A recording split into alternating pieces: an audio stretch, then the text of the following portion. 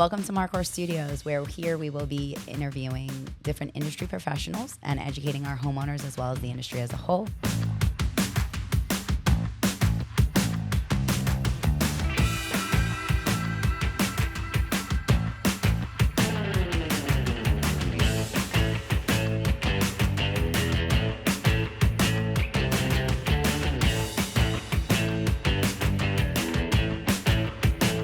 Hope you enjoy the show. Welcome to Marcor Studios. We are here today with John Stalzer, one of my favorite home inspectors that I recommend anything that I possibly can to.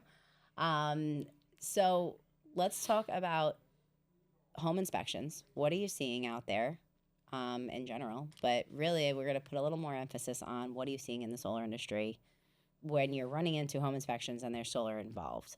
So talk to us about how long you've been doing this. How'd you get into home inspections? Let's start with that. Okay. I have a huge background of doing pretty much everything out there. Everything from home building, remodeling. I was an electronic engineer, computer engineer, and everything else like that. But one of my passions is always working on homes. And as you know, with Lucy, my wife, she always has a honey-do list. Another and the project honey-do coming. list is huge projects. So when we came back from North Carolina, we built the house down in North Carolina. We came back. And she's like, what do you want to do? I was like, I'm not sure yet. I got to think about this. I says, I want to do something that I enjoy, something I can move forward with, and so on down the line. And she's like, well, why don't you become a home inspector? She says, every house that we bought and sold, those home inspectors were horrible. They didn't give us any information. They missed tons of different things. Yeah. You pointed things out to them as you're going through the walkthrough with them and stuff like that. And she's like, that's not a bad idea. So what I did is I started my company, and I did it in a way that I can help the clients and give them the information that I know I never received when I had home inspections done over at our houses when we sold them. So that's my game plan, is to give the clients everything that they need, provide information, show them how to maintain their house so they have no issues going forward. And one of the biggest things I always like to do also is, they get an inspection report. An inspection report can be 30, 40 pages in length. Yep. And a lot of times they're reading it and like, okay, this is pretty damn scary over here. I don't know, what am I supposed to do with this? We're not going to buy this house. Yep. So I like to have a Zoom call with every single one of my clients. Wow, very nice. And what's nice about it helps them understand everything that's in the report. And they'll see that some of the things that are in there is not really a serious issue. Yeah. And when I walk around with them, I learn on what their skill levels are, so that when I create the report for them, I put in links for products that they could purchase on things that they could do themselves, as well as links to videos on how to do the certain things. So you're more than just like let's check the box. Is this a good house or not? It's, exactly. You're giving them I give them a lot more information. Oh, which is amazing. I don't think I've seen a home inspector that really does that yet. No, I think I'm pretty much like the only one out there from what I hear.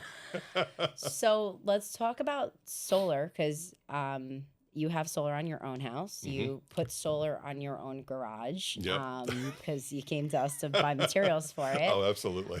Because, that engineering background, you know what you're doing, obviously. Mm-hmm. But so let's talk about when you're going into the home inspections and there's solar. Talk to me. What are you seeing? Obviously, it's hard because you're not able to run the diagnostics in the system. I can't run the diagnostics. You don't know if there's any damaged cells anywhere out there, if there's any panels that are not producing. A lot of times the person selling the house is not giving you information as to, okay, my company that did the install went out of business 2 years ago. So these panels have been shut down. The inverter's been shut down for this length of period of time already. And so now the client is going to be walking in and he has no idea where to go. Correct. And since I know that you guys do things when it comes down to solar, you've got fantastic, knowledgeable people. I point people in your direction. Well, thank you for that. Oh, my pleasure. So that's why we actually just came out with we finally launched it, and I know I've been talking about this for probably like 2 years with you, but we are finally up and running with it, is our solar roof check program. So it's a 20-point roof inspection and a solar diagnostics that we come in and we kind of piggyback off of you as a home inspector to say, hey, we didn't install this system. We didn't want to be the one to install the system. We want to diagnose if there's an issue with the system. Because if you're selling the house, one, we want you to understand, is a power purchase agreement, is it a finance or a lease? Is the system paid off? Is there, if the system's not paid off, then you have a bank to still answer to because there's a lien on the property. If it's a lease, who holds the lease? Has the leasing company gone out of business and has it been reassigned? Where it's so very similar to where you get on that Zoom, we're giving that additional information of, where do you want to go of, are you going to buy this house? Is it going to add value to your property? The real estate industry constantly tells us that solar doesn't add value, except historically on a national level, you're getting 3 to 7% more in the sale price if you actually have an own solar system that's producing. Oh, absolutely. Because when you take a look at the client themselves, I know with me, when I see my electric bill as being between $17.91 and $18.40 each month, there's value. It's fantastic because I got rid of oil completely. Everything is all running on heat pumps. I have a heat pump water heater, heat pump ductless system, as well as a whole house split unit. So the whole house is completely electric. And for me to be using that much electric and being able to save and have such a small little bill and paying every month and still banking kilowatts each and every month for the winter time, that's critical to me.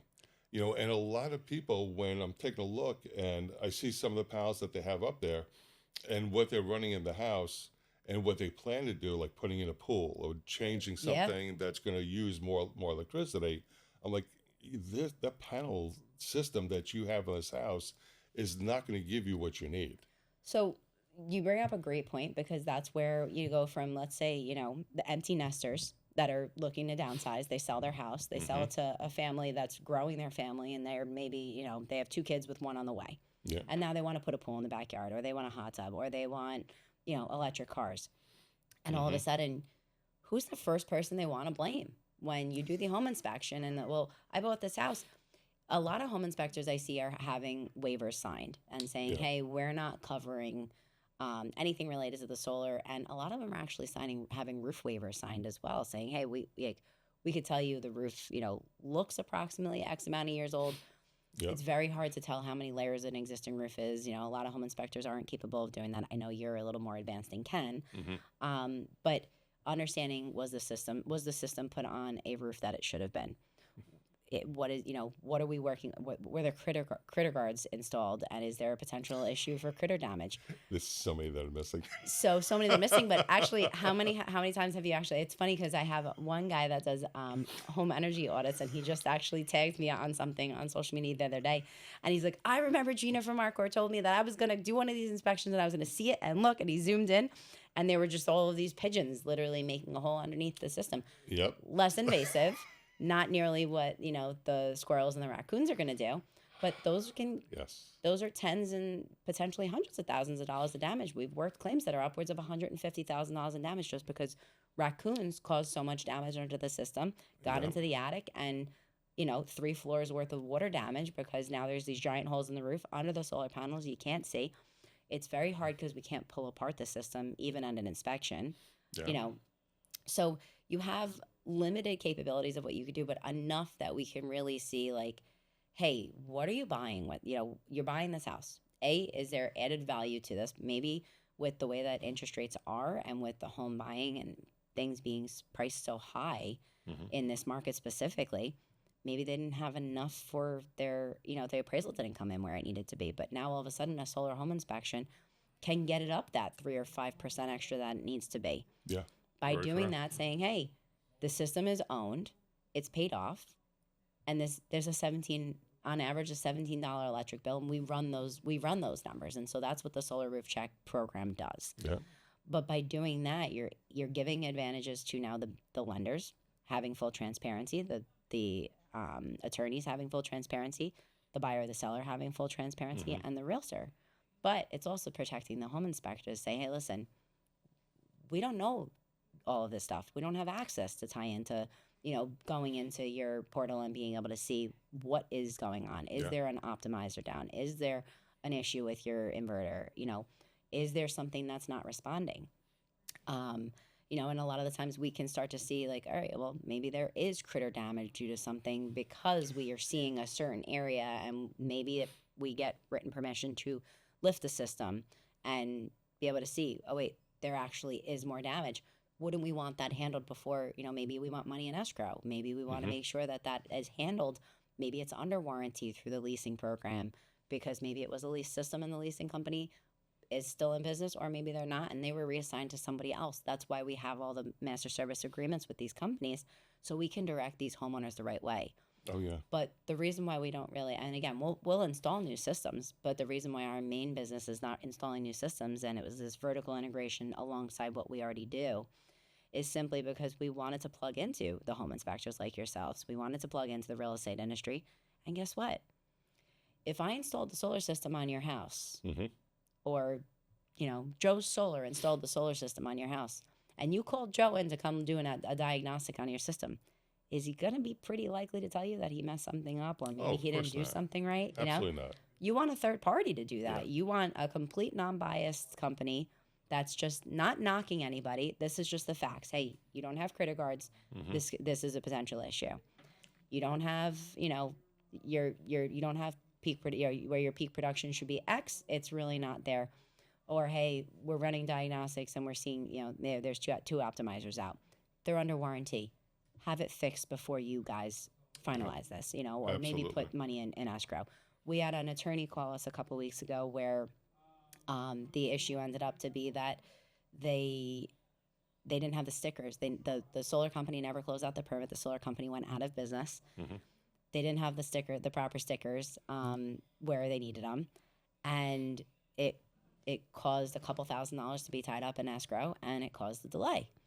And at the end of the day, we don't want that. So these are the solutions to say, hey, we want to work alongside professionals like yourselves to say, hey, how can I make your life easier, and how can we make the experience for the buyer or seller a better experience? Because we don't want the sellers to have to go jump through hoops either. Yeah, but absolutely. It's a benefit on both sides. The seller obviously wants more money for their house if there's added value there.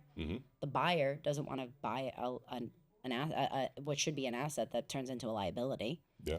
And we're seeing on the service side that second generation solar homeowner where they bought the house with solar, they didn't ask the right questions, and now they're, tens of thousands of dollars in to remove a system, replace a roof, not knowing who owns that system. Maybe the company is still in business, and now they have someone come and touch the system, and they pull that system, or they have a roofer pull the system, and maybe they didn't reinstall it and they didn't map it properly. Yeah.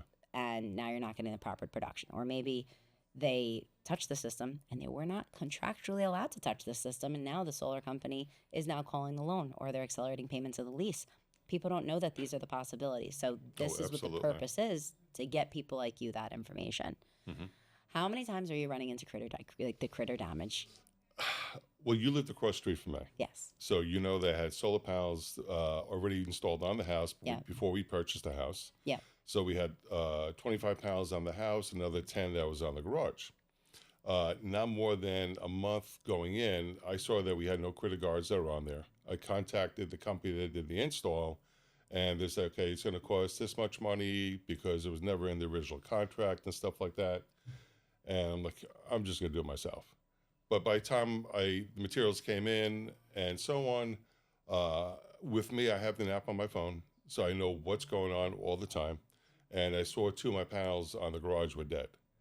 So as I'm going up there to take a look, I'm finding out as I'm digging through, and there's like tons of leaves in there, I'm pulling out baby squirrels. And there was like 4 or 5 baby squirrels in there. They ate through the wires on the panels and stuff like that. And at that point, the company doesn't want to take care of their 25-year warranty on the panels, because now critters went in there and they damaged the panels. Yep. So of course, and your insurance company's not stepping in either. Oh no, they don't care about that either. So I did the installs myself to put new panels on and so on. Yeah, lucky you. You know what you're doing. You're one of exactly a million homeowners. A regular homeowner is not going to know that. these things. Exactly. They're supposed to contact you if an optimizer goes down or a panel winds up going down. so many people don't get contacted. I Well, know when I lost that's an why we offer optimizer. our monitoring and our maintenance because nobody's watching this Oh, their see, own that's systems. which is fantastic because the company that's still supposed to be monitoring my system, it's on the house because that's when I didn't touch. Yeah. They never informed me that an optimizer went down. Well, you So- and you had a lease on your original house, right? Or No, was that it- was owned. So you were paying for monitoring, or No, actually, the company gave the people that did the install, Yeah. 25 years for full monitoring and so on down the line. But of course, they don't monitor it. And Well, they 'cause never decided to inform me. if it's a power purchase agreement or a lease and it's their power plant that they're making and it's a benefit for them, they need to know that information. If you own it, Yeah, you're just buying from the grid. exactly. You know, so it's a little bit of a different situation where that's why we've offered our, as you very well know, solar's not maintenance free. Yeah. Solar doesn't clean itself. Nope. If it's not installed right, there's things that can go wrong. So at the end of the day, what we want to do is make sure that, we're helping on the buying and selling aspect of it. We're plugging into the home inspectors and supporting them, the realtors, the entire real estate industry. But more importantly, making sure that we're consumer advocates along the way, making sure that people aren't getting put into bad situations. Yeah. So, and then the monitoring side is, okay, now you buy this house. You want to make sure that system's producing at peak performance at all times. So Absolutely. we offer, whether it's weekly maintenance, weekly monitoring, monthly monitoring, the homeowners have the option to opt in to whichever they want. It's a very small monthly subscription for them to do so. And then at that point, all of a sudden, we say, hey, listen, here's what's going on. We got an alert. Something's not functioning properly. Yes, there's sometimes cost to roll a truck out to come inspect it, but it's cheaper than what it's going to be if you're going to lose that production. Oh, absolutely. When you're talking on the commercial systems, you're talking significant decreases in production. Yeah. That, when you lose that, you're talking thousands and thousands of dollars that somebody can lose. Yeah. By the time I played this game myself on my own house because, me, I like to be my own guinea pig. Oh, absolutely.